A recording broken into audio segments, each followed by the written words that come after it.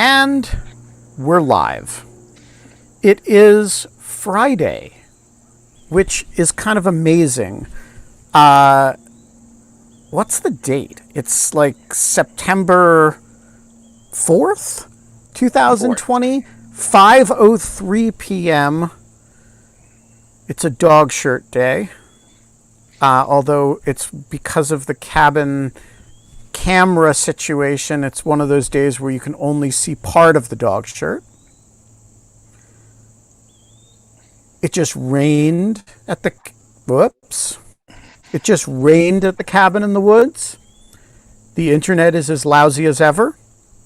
We are not allowed to have fun anymore, but in lieu of fun, we have Adam Davidson, who is a remarkably interesting and diverse guy.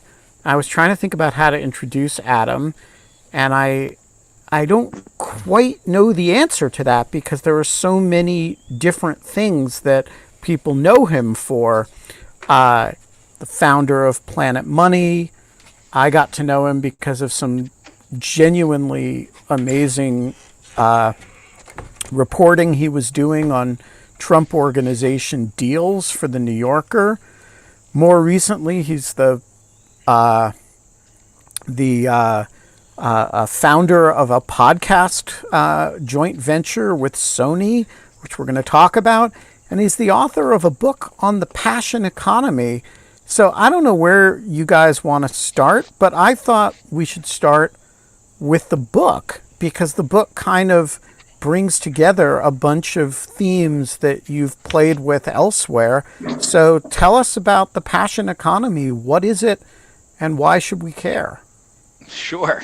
And in my mind, it all fits together, but it can feel a little weird because the book is a fairly optimistic take on what's going on in the world economically. Yet almost everything else I've done in my career is pretty dark, covering the financial crisis for Planet Money and covering Trump's unbelievable corruption and the corruption of all the people who used to say they cared about free markets. So the way I put that all together is I do think, and I don't think I'm the only one, I think a lot of people think this, that we're going through a massive economic change, a really dramatic economic change from an industrial economy to whatever we're going through now, a post-industrial digital economy. And it has huge implications for everything, for politics, for the way nation states behave, the incentives on politicians, etc. It also creates a lot of volatility and a lot of pain and dislocation. My son is very excited about the idea that I'm going to be doing a live video, so he might be coming in occasionally to share his views. Yeah, we are pro child interventions and dog interventions. Good. We're getting a dog. He's very excited. We're getting the first dog of his life. So, and so the passion economy is looking at how all of these changes actually create opportunity for people that hadn't existed before. That precisely the forces that freak us out, global trade, automation, outsourcing, they allow this conversation we're having right now. They allow people to find their audience around the country, around the world, offer new products and services, interact with them in good ways and bad. It started actually out of a project I was doing with some professors at MIT Business School and Harvard Business School, where we were talking about trying to create the positive vision of the future economy that at the time we thought Hillary Clinton was not doing a great job at, and that and came up with a language for how to think about how can we have a new economy that's more inclusive, that's more broadly shared. In the case of this book, it really is just stories of people who have figured this out and are doing well. It's a very non-political book. I try to just tell stories of some really compelling, interesting people who have figured out ways to thrive in this economy. But I think So what are some examples of that? probably my favorite example is this family of Amish manufacturers. So they make the machinery for horse-drawn farm equipment, and I thought, being a city kid, that everything had been invented in farming, that there was no reason for innovation in farming, especially horse-drawn farming. I mean, animal power farming. What new could be done? And this group of Amish, it's the Wengert family of Dalton, Ohio. They don't use much computer technology, don't use cell phones, they do have like some light email, but they have steadily and consistently every year come up with like amazing new innovations for horse-drawn farm equipment. And what I love about their story that I feel like is telling, I mean, it's I think lawfare is an example of it. This, in lieu of fun, is an example of it. We're using high-tech tools to interact with an audience that 10 years ago, certainly 20 years ago, we couldn't have had this kind of two-way communication. But the Amish are doing it too, and they're not using Crowdcast and Twitter and websites. They're still talking to Amish farmers. Most of their customers are Amish farmers around the country who also are not using the internet, etc. But there's enough technology that they're able to both communicate with them by phone, etc. And also the shipping and logistics. There's been just a total revolution in the last 20 years that allows big, bulky goods to be transported long distance at affordable rates. And so I love the story of the Amish as a sign of how, I mean, I don't know, Ben, we've never talked about this particular aspect. I'm guessing you're not like a web designer, XML coder, but you're able to use advanced technology to take the value you have to add and find the people around the country, around the world who respond to that. And you're able to sort of create a community that would have been very hard to do, even 5 years ago, but certainly 10, 15 years ago. No, that's exactly right. And actually, the point that you make that we're able to,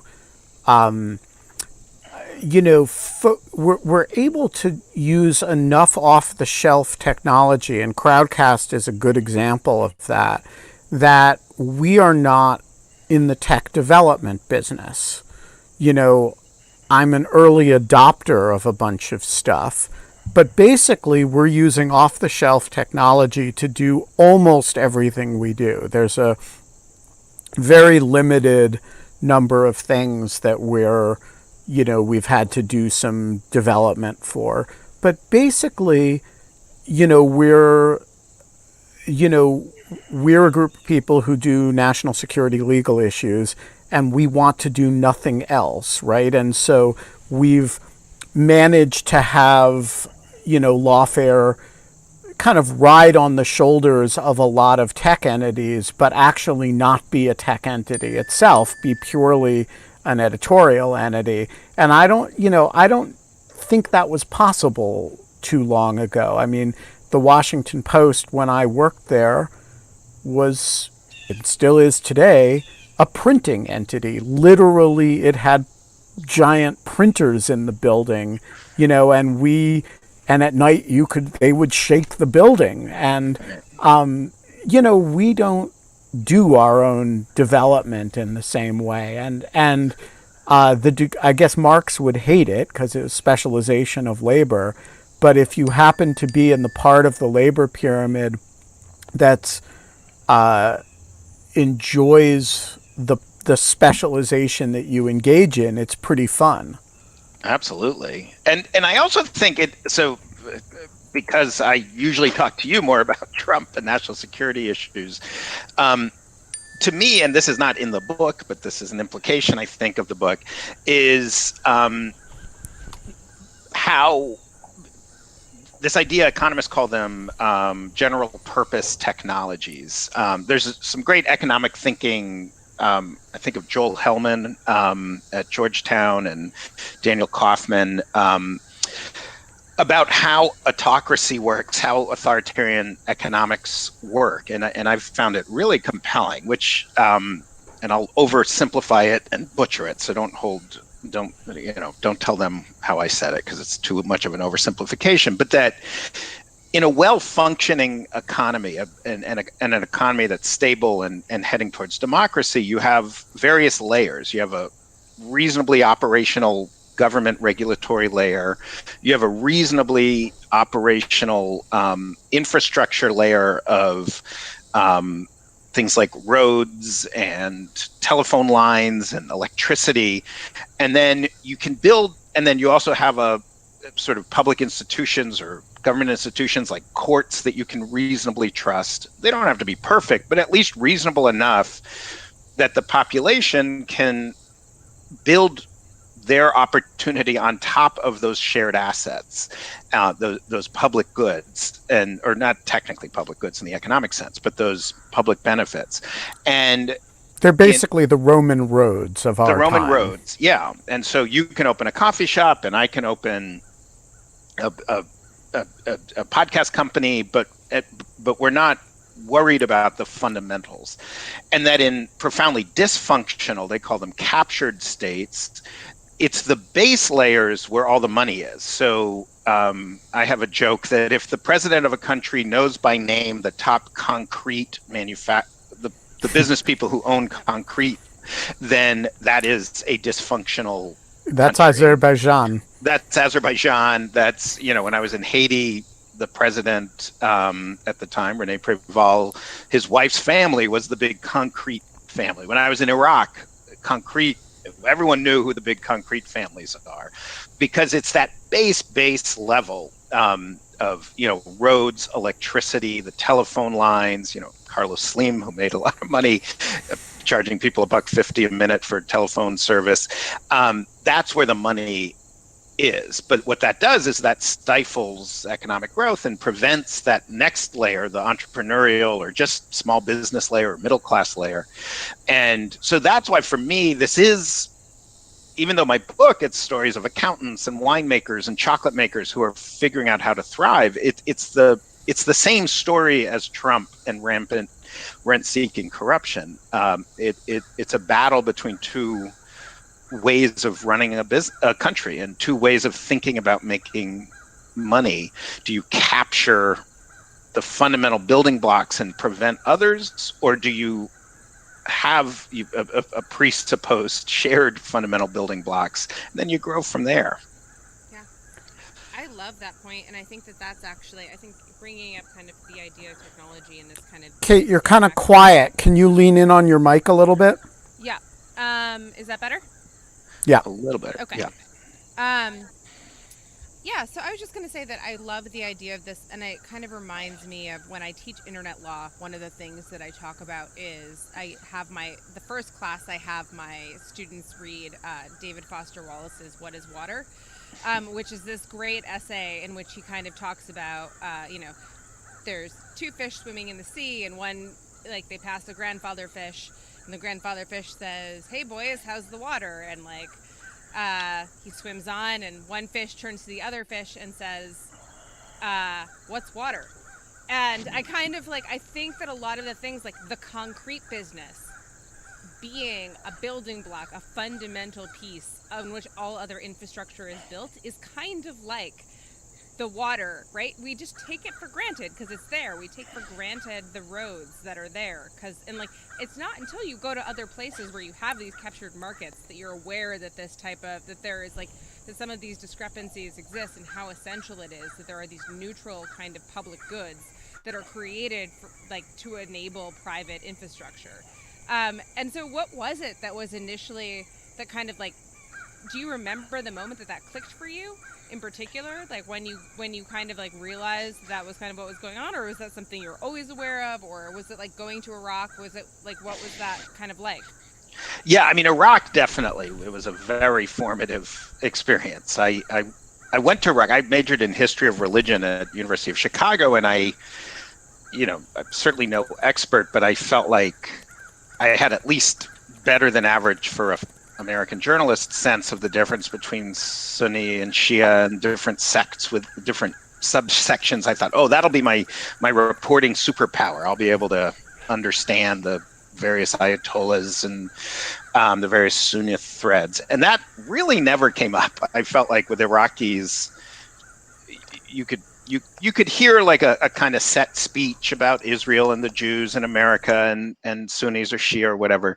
But what people really wanted to talk about was essentially economic. I mean, why don't I have what I want? Why don't I have, why can't I take care of my family? Why can't I take care of my goods? And there was a guy there from Transparency International who I became friends with, who really helped me see how the government that Saddam structured, which has close analogs to a lot of Middle Eastern governments, a lot of governments around the world, was so classic rentier state where wealth comes from the people, and then the people are taxed, and then that creates resources for the government. It's wealth comes from the ground.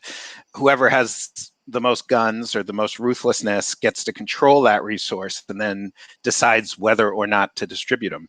And I came back to America in 2004. I was in Iraq for about a year and thought, it was kind of boring. I mean, if I wasn't an idiot, I would have realized there was a housing bubble that was about to burst, and I would have, maybe done some better reporting. But it just felt like shorted the market. I would have shorted the market and wouldn't be wasting my time with then Michael web Lewis chats. wouldn't have a job, so yeah, fair enough. Yeah, although he could have written about me in The Big Short. So,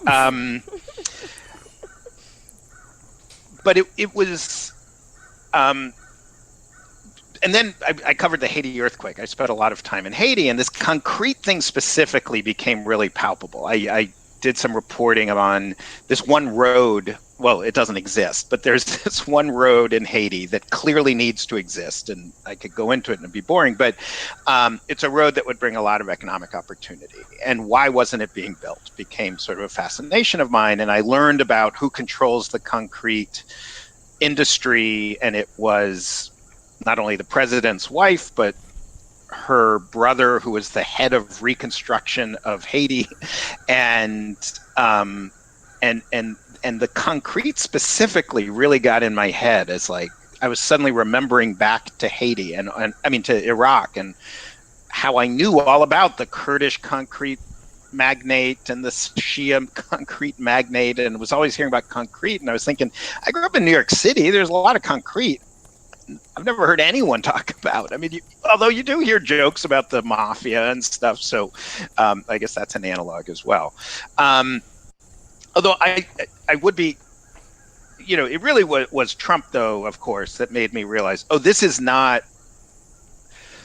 some, concern for people who care about development economics, and not the kind of thing that you write about in reference to the U.S. I mean, not that obviously the U.S. has, I always thought obviously there's some degree of corruption and even legalized corruption, and that's an issue. But I always thought the U.S. was fundamentally a well-functioning society. And so I think it really opened my eyes early to the cancer of Trump. And I'm actually, no joke, genuinely surprised that we have not heard some major concrete initiative from the Trump administration. Maybe it's happening. It's infrastructure week, Adam. But it's infrastructure week. Yeah, every week is infrastructure week. Yeah. Two quick follow-up questions. So I'm assuming that this means that you totally support net neutrality. And then I'm also assuming that this might mean that you generally support kind of the use of eminent domain. What are your thoughts? But I'm maybe I'm wrong. That's I would be interested to know. Yeah, I mean, I think that, and I'm now getting into an area that I feel like you guys know much better than I do.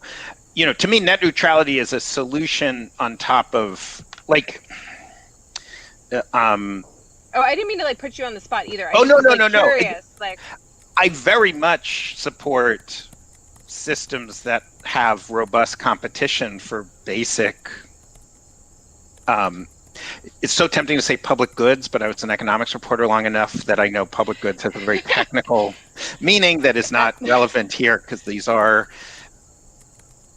potentially rivalrous and metered. And so I don't want to have that boring debate, but public assets, etc. Like we don't want, we want, but to me, and net neutrality is a solution, but an even better solution would be not to have local monopolies in internet service. I know that brings up other issues, etc. So I used to be pretty ideological about this stuff, but I'm less so now. But yes, I'm actually, crazily enough, in rural Vermont, I have more internet options than I do in Brooklyn, New York, which feels wrong. Not in rural Virginia. Not in rural Virginia. No, in rural Virginia, you really don't. You have one internet option, and it is slow. So I have a question about the connective tissue of your career, because you've been in Iraq, you've been in Haiti, you were an economics reporter for NPR, you did those investigations for The New Yorker, you did something that basically nobody ever does, which is leave The New Yorker, right? Like, you left The New Yorker. I know a bunch of people who've left The New Yorker. I don't. Yeah, and in my mind, I haven't left. I'm just taking a brief multi-year pause. But I see. I think of people. I know people who have been left from The New Yorker, but I don't know a lot of it. And now you have this podcast company. So first of all, tell us about what the through line that links your career together. Do you just, because I think in your mind it's all connected somehow. And secondly, tell us about the podcast company. Sure. So I think, and I don't want to get too self-involved, but I grew up in a weird way. I grew up in actually, Ben, you saw the building I grew up in. We had a drink right across the street. Indeed. I grew up in... Where was this? In Greenwich Village. It's a building called West Beth, which is all artist housing. So I was born in 1970. So it's a big building. Actually, it was Bell Labs where they invented the transistor, and before Bell Labs moved to New Jersey. And then it was derelict, and then it was converted into subsidized housing for artists. So I grew up, every adult I knew was an artist, and it was very open, wild, imagine Greenwich Village in the 70s, post-Stonewall, pre-AIDS, drugs and sex. Everything was free and open, but there was no discussion. It was the one topic that was like evil was money and business. Nobody would talk about it. It was gross, and really I grew up with this thought that anyone who thinks about money or business is just something between incredibly boring and also evil. I'm very much enjoying this already, because I'm just like dying to know how you ended up at the University of Chicago. Yeah, well, and I felt it's like the ultimate act of rebellion. Yeah, it really was. It really was. Yeah, although God. I was excited for Chicago. My high school girlfriend was going there, so it's a more prosaic, although she dumped me 2 weeks before classes started. So, but I think I wanted a more systematic way of understanding the world, and then the kind of emotional, arty stuff that just never felt right to me. And economics felt like it had a lot of explanatory power. I think I found that out. Again, I was in my 30s when I went to Iraq. I found it out more later, but it growing up in a world where kind of truth was an emotional, exciting, artistic expression, I wanted something grounded and basic, and so that, and I also it's funny. My wife grew up in a very more just a West Hartford, a very suburban insurance industry town, and we always joke, if we're going to dinner or something and someone's like, oh, my friend the artist will be there, my initial reaction is, oh boy, that's going to be some lame person. Whereas if they said, oh, my friend the logistics planner for UPS or some business person is there, I'll be like, ooh, that's kind of exotic and exciting. Whereas my wife would be much happier with the artist. And so I do, like, not to be pretentious, but I think there was a fundamental, like, wait, what's going on in the world? How does the world work? And trying to understand. Like, I didn't know people with jobs. I didn't know people who had paychecks. I didn't know people who wore ties. I just didn't understand how the world worked. And I think, to me, that's probably the base thread, is just, like, I felt a little bit like a stranger in the world. So you were religious studies at University of Chicago, though? And did you end up majoring in mathematics? Or, sorry, not mathematics, economics? No, I actually, no. You finished it out? Yeah, I that really came later. I got a great job right out of college where I was at the local public radio station, but I was able to interact with a lot of academics, including a lot of economists. And at Chicago, and I had a few years there where I was pretty Friedman-esque in my views. That those didn't survive the financial crisis, I would say. But we're all Keynesians now. We're all Keynesians now, exactly. Even Mitch McConnell. Yeah, although I find the development economics is just, I find that more helpful in the way I see the world, or just understand the world. Like, I think a lot of the Keynesian Friedman arguments, I mean, I am now like a true Keynesian. Like, I've studied Keynes and I really can sell it and give you the full pitch. But like a true Keynesian, I can tell you why lots of other people who say they're Keynesians are not Keynesians. But and like a true Chicago person, you will split those hairs. Oh my God, yes, yeah, exactly. So tell us about the podcast company. Sure. Well, so yes, if you had asked me at any point between like age 15 and age 46, I think I was 46 when I went to the New Yorker, what's your dream job? I would have said New Yorker staff writer. And you know, I have a radio career, but I also have a magazine career, and I, you know, certainly by my mid to late 30s, I was like, I guess that ship sailed. Like, I'm just never going to get to the New Yorker. And so, but I had the thing that, you know, it's like getting called up to the majors. I got the call from Remnick and a job offer, and it was thrilling. And it is the great place to work. It's, you know, I've never worked at a place where basically everyone is like unbelievably good at what they do, but also there's a sort of humility. Like, I was coming from the Times, and the Times has a real internal arrogance culture, where you know, just kind of a lot of arrogant people at the Times. There's also lots of nice people too, but the New Yorker, there's like a modesty and a feeling of like, we're trying for something great, and none of us really deserve, like, we're just going to work really hard and see what we can achieve. So it's a magical place. It really is. But it just came at a time in my life where I'd spent all this time thinking about economics, thinking about this new economy, thinking about opportunity. And there was just a little CEO in my head I just wanted to actually run a business. So I feel like, you know, with Planet Money, I felt like I was sort of in podcasting early and had a view on how podcasting might work differently. And my co-founder, Laura Mayer, and I just had a vision. I thought a pretty good vision. I still do. And it was tough. It was really tough. I remember sitting with Remnick and telling him, you know, my hero, and now my good friend, and telling him, like, I think I'm going to do this.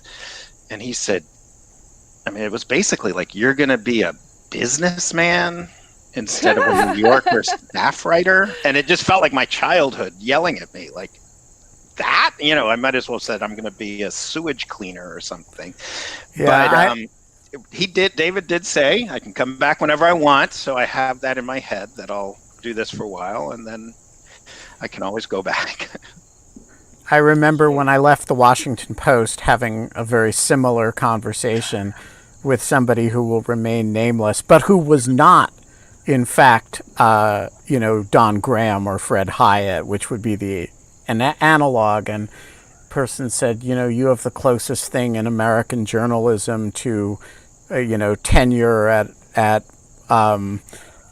the Yale Law School. Why on earth would you leave? And I mumbled something about not knowing, but I was going to do it. And so, all right, we got a bunch of great questions, including one that promises a cool story about you. Genevieve Della Fera, the floor is yours. Hi. Hello. Hello. Genevieve is one of my, a former student of mine from my law school. So welcome, Genevieve. Great. It's nice to see you. You too. Everything's crazy. I know. So just as a kind of a question that kind of toggles on to Professor Klonick's question, in light of the pandemic. On this show, she's Kate. Okay. Like I understand in, St. John's, she's like, Professor Clonica, but here she's Kate. No one takes me seriously here, Genevieve, except you. So they'll learn. So in light of the pandemic and everything just being more removed to virtual meetings, how much more important do you think it is to be wary of government oversight over these new Roman roads, essentially the internet and various platforms over which we connect, like Zoom or Crowdcast? And then kind of as a follow-up question, do you think there's an argument to be made for internet being a true public good? So one thing I did this epidemic is I got really into ham radio, which I feel both a little embarrassed about and weirdly proud of. That's amazing, Adam. That's like a really good, solid. Like I also. It's really like 1950s and 60s of you. I started my own meat, and then I also started like fires with flint. But like, well, we're all becoming preppers, right? So, but and I read a lot about the history of telecommunications, and Marconi himself was this fascinating character, like a little bit Trump, a little bit Steve Jobs, and a little bit of a Mussolini lover, or a lot of bit of a Mussolini lover. But it was just, it gave me this opportunity to just think about the radio spectrum and how in a very short period of time in the early 1900s, just a few years, a whole bunch of decisions were made about privatization and public goods, private goods, etc. And they knew much less than we do. There was not, much like any major institution like the Fed or whatever. It was just created in chaos and just stumbled into a series of solutions that, and just the way power works, you don't really get an opportunity to fundamentally review. But learning that, and then learning there's a lot of projects in the ham community about, and some of it comes from the prep, like the real like militia type preppers, and some comes just from nerdy hobbyists, and some comes from serious scientists about how would you create a global communication backbone that's independent of any, where you don't have to worry about Comcast or Verizon or da-da-da-da-da. And that started to become very exciting to me. And it does exist, by the way, it does exist. It's just very slow and very crappy, but I could send you guys email. We could talk and we could do a lot of stuff through public airwaves. You would have to get an FCC license to use the full, a ham radio. I did all three. So I went up to the extra, which is the top, so I can talk on every public band. And it made me convinced that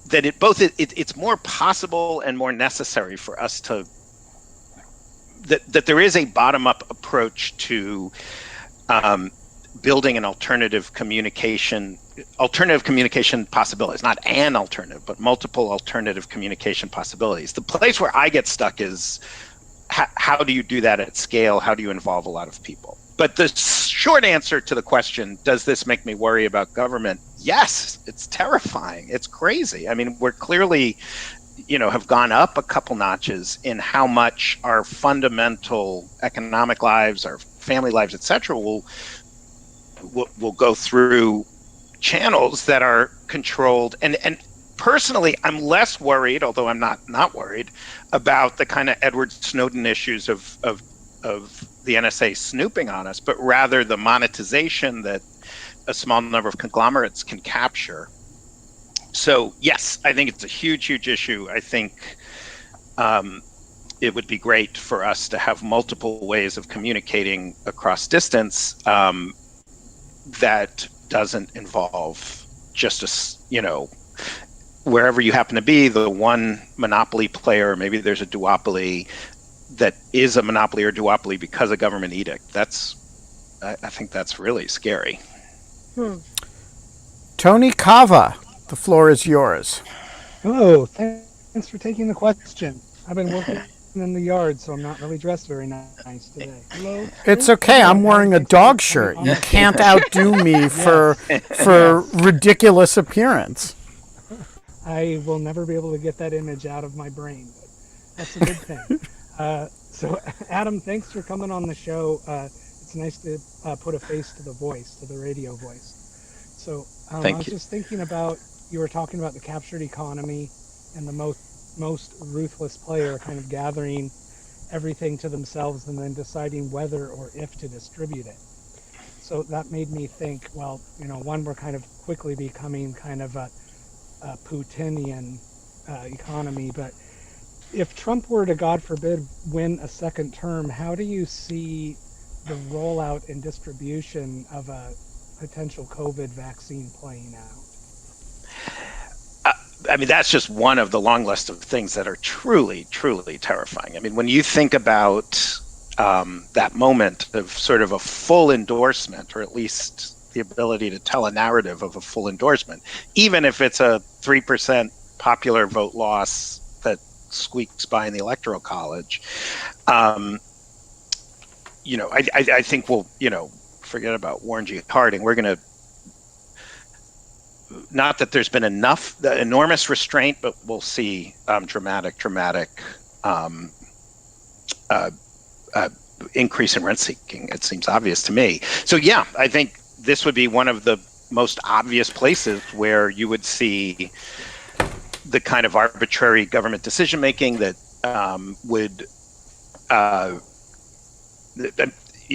think of, I don't want to overstate things, but I don't want to understate things. I mean, I think of Saddam's economy, where Saddam would, each government ministry would essentially be assigned to a small group of Iraqi oligarchs who were overseen by one of his relatives or cronies, and it was just a full cash grab. And how could you not? I mean, you hear how Trump talks about things like this. How, of course, it's not going to be a systematic, like, okay, which vaccine is going to be the best?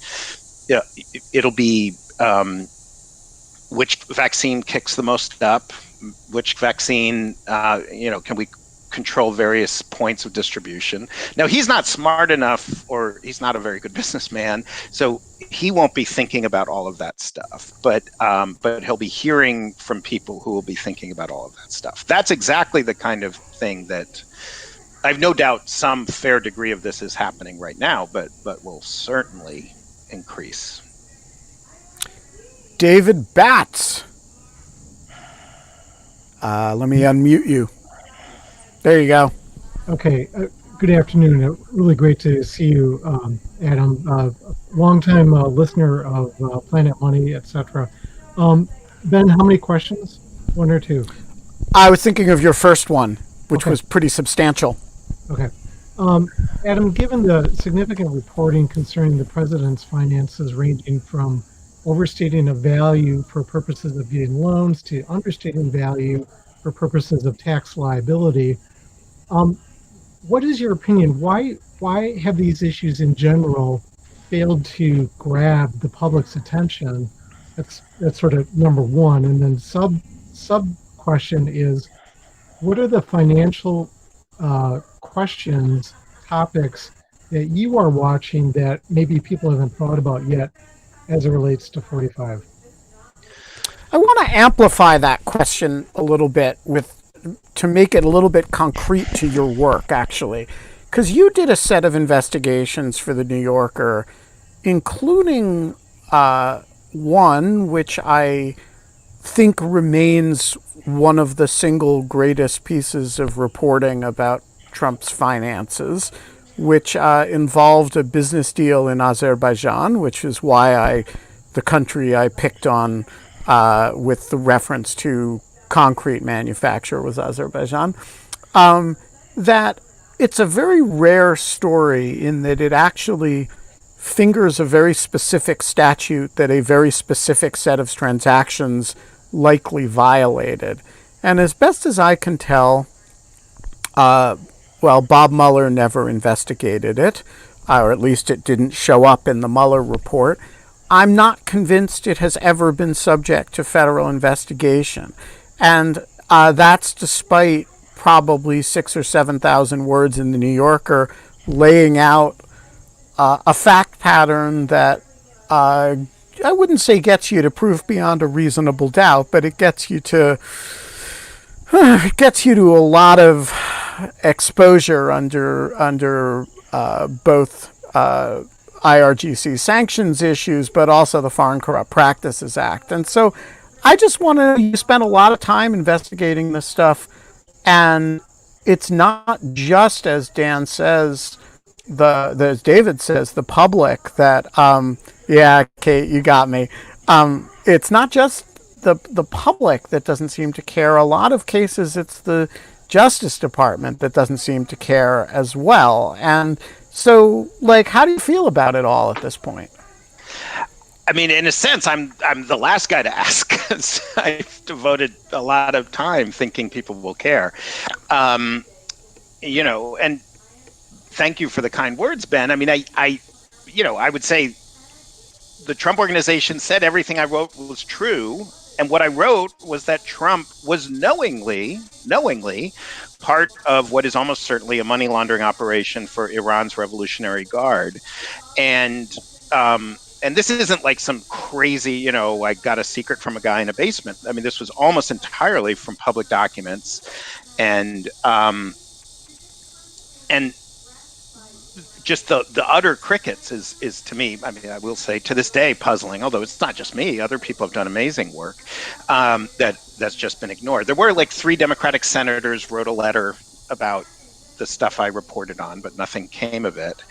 The things I hear from people, so on the sort of Democratic left and never Trump Republicans, what I've been hearing from beginning is from before the election is, everyone knows he's corrupt. That's just not a strategy. I remember in September-ish 2016 talking to a senator who was a very prominent Democratic senator who said, "Oh no, that's just not it. We've looked into it. That's just not an avenue because everyone knows he's corrupt and they like that about him." And as far as I can tell, that remains a strong view among savvy political types. I do think, and who wrote this? Did you write this? Someone was writing this recently, that the complete lack of looking at this through a national security lens is a particular crime by pick your entity, Senate, Congress, Mueller. Yeah, I have written that repeatedly. You have written that repeatedly. But again, crickets, crickets. I also think there is a fundamental misunderstanding about business and how business works. And I think that there is a view that international business is ugly, and anybody who's rich, if you probed, they would have stories like Trump's. And that is absolutely not true. He is a wild outlier, and leave aside morality and just the absurd legal risks he'll take. He's also very bad at it. He leaves a lot of money on the table. He's a crappy negotiator. He works with sort of third-tier scumbags. He doesn't work with your better scumbags. He's so to me, it's corruption, it's incompetence, and it's a profound lack of morality. It's a profound lack of forward thinking. And this is the kind of thing I don't like saying, just because I feel like it makes me seem like a worse person. But, I was excited to start this podcast company, and I'm very proud and glad that I did. But if I felt like my reporting was getting more traction, I don't know that I could have left it. And it was a little heartbreaking to realize that I thought I was on the front lines of something, and that I just gave up, because it just seemed to. And I haven't, as you know, Ben, I have not fully given up, because there's some stories that I haven't even gotten anyone to publish, even journalists to publish. I feel very confident that Trump, if a careful study of his Scottish business activity, it is hard. He's definitely misleading in his financial statements. They're his only audited public financial statements. And it is very consistent. I'm trying to think like how a lawyer would tell me to talk. It is very consistent with a pattern that suggests that it is not his money, that the Trump organization is now a Scottish golf development company. That is what they do. That is all of their new business. And he is spending an amount of money there that there's no evidence that he would have access to. And there is evidence that some other people do have access to it. And those people are people who Trump has dealt with over the years, basically Azerbaijani oligarchs who like to launder money through golf. So I think that there's some screaming fire alarm, this guy is right now laundering money for our enemies type evidence, possibly, allegedly. And that can't get anyone's attention. I don't know. This is one I think I'll end up going to the grave not understanding. Well, I do think if and when he leaves office, a lot of this stuff may acquire scrutiny that it has avoided to date. Ian Enright, let me say a word about Ian. Ian is the proprietor of Goat Rodeo, which is Lawfare's partner in a bunch of podcast projects, and including Ian was much of the energy behind the famed Report podcast, which we did last year, and has an Adam Davidson story, apparently. I don't know more about it than that. So, Ian, the floor is yours. Yeah, well, hopefully this will be a story that makes you feel good, Adam, and not one that makes you feel old. But so like Ben said, I run a podcast company here in DC. We work with lots of folks. We've been around for like 4 years or so. But my origin story of ever considering going into podcasting, I was in high school when I started listening to Planet Money, because my first car, I had a broken car stereo, and the only way that I could listen to anything was to download podcasts on my phone. And so I listened to The Giant Pool of Money, and then became like a huge rabid Planet Money listener. And like audio storytelling, radio, all that stuff was like the furthest thing afield, because I joined the Army and went to college studying there. But before I left, I at some point had emailed myself, like, if you didn't join the Army, what were like things that you would do? And like next in between to like start a t-shirt company and bartend, I put what the Planet Money podcast people do. And so at some point, the Army didn't work out. I got a thanks, but no thanks, you're welcome for the free education. And like fast forwarding a little bit, I had at some point had come back to that email down the line, and had like figured I had some money saved up and had some thoughts about how I would do it, and started an audio company. We did it till we would run out of money. We hadn't run out of money. But so yeah, I in some small way, Adam Davidson, I have a career and a lifestyle here in DC because of you. So thank you. I've thought of a question, so I at least would have something to respond to. So one of the things I get a bunch with first having to like explain to all my family what podcasting is, but oftentimes I get a lot of questions of like, oh, so you're like in it and against radio, and like you're trying to really prove that radio sucks. But most of the time, my thought process when I think about why I got into podcasting was mostly because it had the least barriers, and it was the thing that I needed the least amount of people to say yes to. Like for you at Three Uncanny Four, I know you guys at podcast working with like stuff that might get optioned and things like that. How much is it just because it's the medium that lets you do the most immediately right now for nothing? So first off, that was lovely. I loved hearing that. That's amazing. That's obviously what we all lived for, is to hear that. That's beautiful. That our work had an impact, and it was like, looking Adam, back. you do a lot of work that I'm like surprised that, like, Ian's like story seems like a story that many would have. Like, you've done a lot of like kind of amazing things and stories over the years. Oh, well, thank you. That's anyone else want to add to how great? No, No. sorry. Okay, Sorry. I'm like, No, I loved it. now. I loved it. No, Sorry. that was thrilling.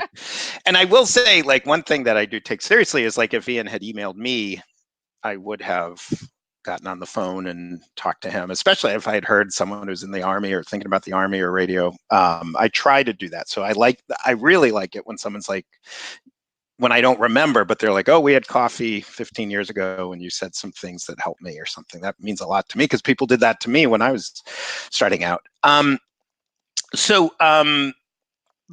getting, so I think in a sense, what you just said is the whole point of the passion economy and the whole global economy that we were just talking about. When I got into radio in '92, right out of Chicago, to be a professional audio person, you had to convince somebody who controlled a giant transmitter and get them to, and they only had 24 hours a day, and people only listened like 4 of those hours. So it was a very narrow hole through which you had to focus. And now, of course, there's probably every second, 400 hours or whatever, 4 million hours, I don't know. There's supposedly 1 million plus podcasts out now, and there is no barrier to entry. But I would say that's true for almost everything, and that kind of gets at what we were talking about with Trump and rent seeking, that they want barriers to entry. I now that I'm working with the music industry with Sony Music, they tell me that it took them forever to figure out the internet, because the big phrase they had is false scarcity. How can we create false scarcity? Because the only way to make money is false scarcity. And then eventually they were like, oh, abundance. That's actually the opposite, but we can still make money. So anyway, what we do at Three Uncanny Four, we're one of these like big companies investing. So we like a barrier to entry, but we like our barrier to entry to be hiring really good people and spending a lot of time. So our podcasts probably are fairly expensive. I sometimes think of podcasts as there's mammalian reproduction. Like you spend a lot of time creating this podcast and you gently put it out in the world and you really need it to survive. And then there's insect or fish reproduction, where a lot of podcasts exist where it's, thousands are produced, and if 1 or 2 of them somehow hit, that's great. So in our case, we are, but we're not the barrier to entry of the old world, where it's just whoever controlled the transmitter controlled access. I will not say it's fair or just or fully competitive, but it's much more of a meritocracy than the world I grew up in. And I'll be honest, I am kind of anti-radio. I'm not like big anti-radio, but I think as a general rule, it's rare for content that is created for a mass group of people that is solely ad supported to be deeply engaging. That just, if you think of what you consume in any medium, it's just probably not a lot of it is created to reach a lot of people so that advertisers will pay for their eyes or ears or whatever. It's just not, that's not the books and movies and music and audio that you really enjoy. So, and I think public radio is a particular example. There's good stuff, but there's also, you go to any local station, it's probably somebody who's been in power for a long time, who stifles innovation, who, keeps, like I feel like every town I go to, you'd listen to public radio. It's like, oh, this is the really boring talk show that's been on forever in this town. It's not everywhere. I don't mean to be a jerk about it. No, but it's kind of everywhere. Yeah, It's it is like, kind of everywhere. it's like literally everywhere. Yeah. Like some jerk has been like playing really bad jazz. Yes. Like, Yes, like, exactly. So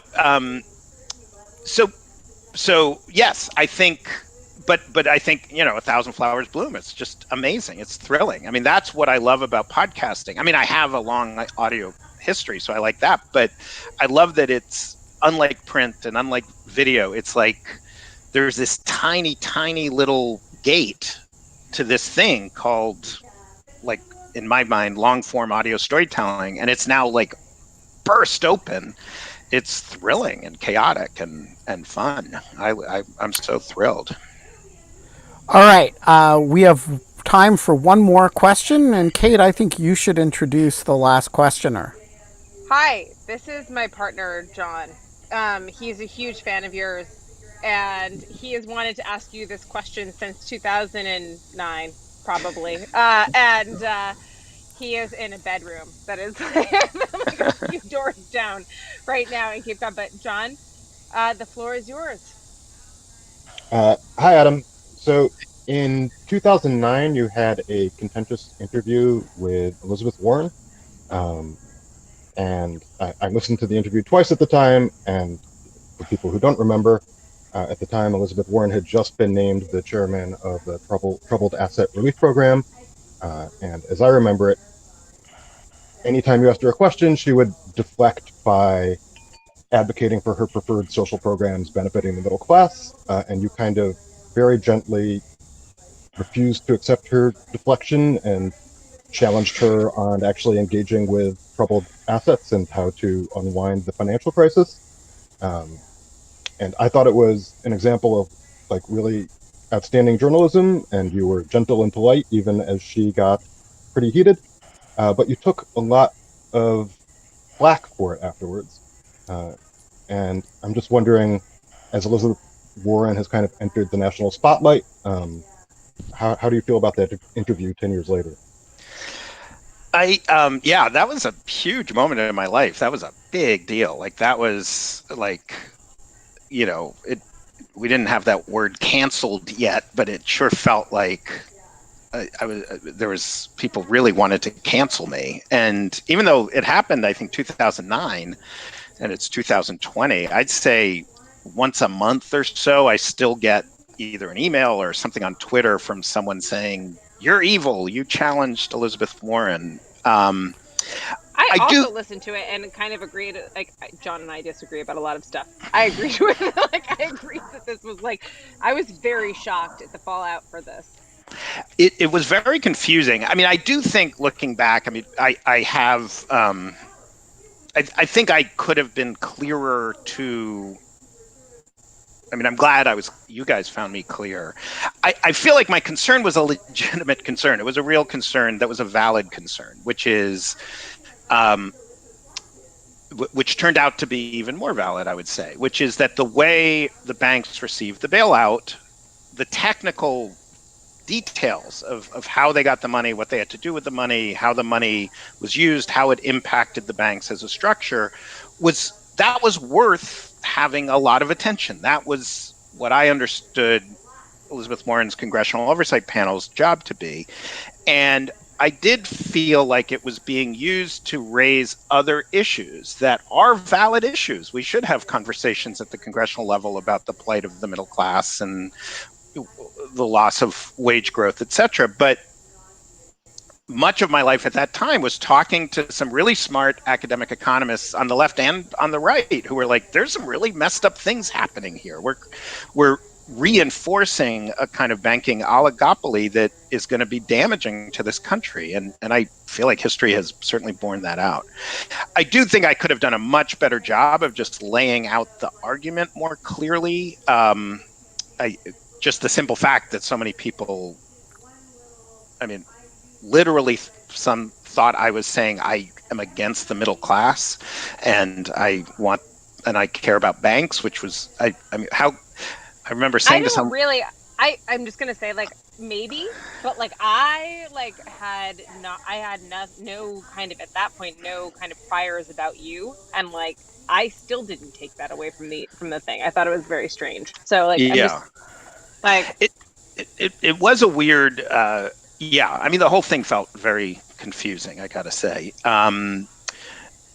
And which is not to say like I'm flawless or boy, I was a hero. I do think when I have listened back, it's been a few years, but I have listened back and thought, okay, I could be clearer. I could have, there were things I could have done to make that certain points land. And, but the weird coda to that story is I sort of became, I mean, friends is probably too strong, but I've like socialized with Elizabeth Warren a bunch, and and have gotten, I like her. I think she likes me, mostly through Adam McKay. I worked very closely with him on The Big Short and the movie, and got to know her a bit and through that, and have I seen wrote the opinion in the Second Circuit case where Michael Lewis was sued for defamation, for what that's worth. Oh, is that true? Really? I'd love to hear more about that. You're not supposed to say when you wrote an opinion, Kate.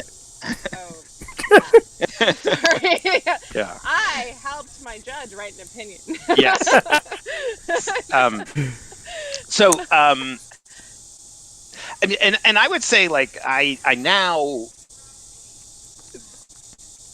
I am much more concerned about Luigi Zingales, who's a University of Chicago economist. He has a take on bank regulations that I wouldn't have thought back then, but I now find very compelling, which is they have to be stupid and simple, because they have to, when they are complex, the banks win, because and even if a more complex law is more, right in a kind of financial engineering way.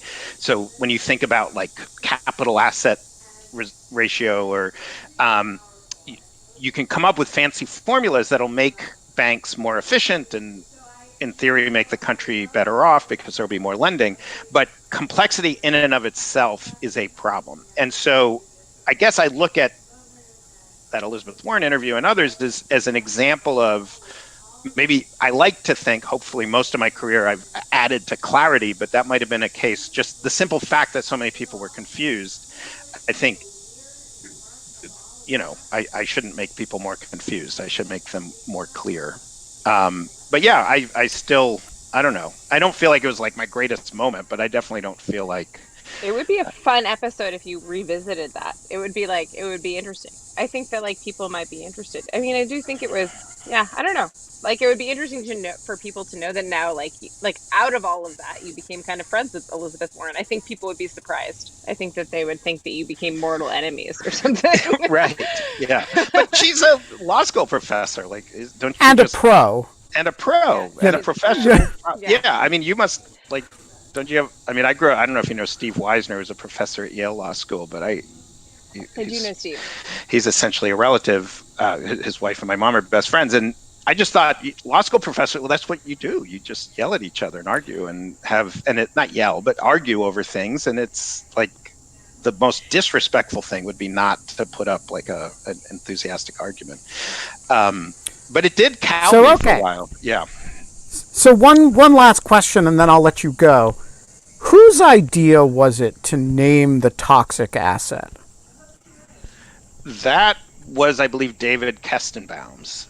Because I think, like, I thought, like, the idea of naming Planet Money's toxic asset Toxie was very funny.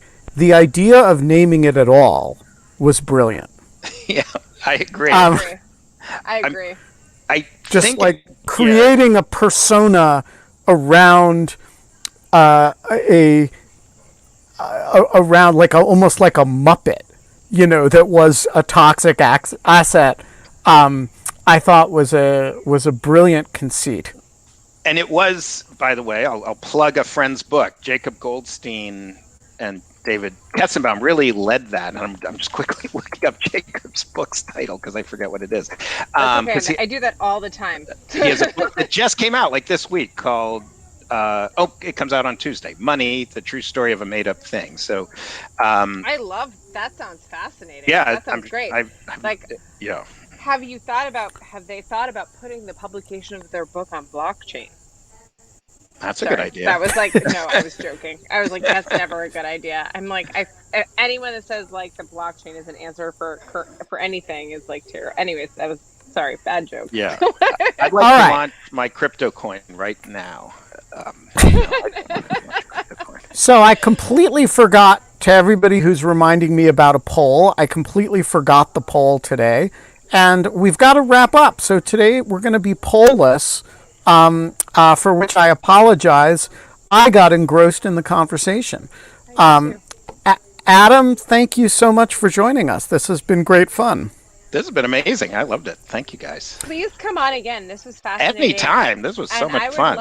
I'm a huge fan of Planet Money. And then, like, generally, like, I think that it's fascinating that you've built out this industry. So thank you so much for everything you've done.